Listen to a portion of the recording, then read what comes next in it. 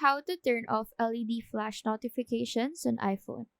So go ahead and go to the settings application of your device. Once you're in here, scroll down and tap on accessibility. In the accessibility settings, tap on audio slash visual. You'll find an option called LED flash for alerts. Simply tap on it. In the LED flash for alerts settings, you'll see a toggle switch.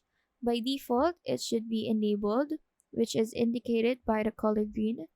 Tap on the toggle switch to turn it off, and once you've turned off the LED flash for alerts, your iPhone will no longer use the LED flash to provide visual notifications for incoming calls, messages, and other alerts. It is important to note that disabling LED flash notifications will not affect other types of notifications such as sounds, vibrations, and on-screen alerts. So that is how to turn off LED flash notifications on iPhone. Do let us know if this video helped you out, and if you have any question, feel free to drop them down below. Thank you for watching and have a nice day.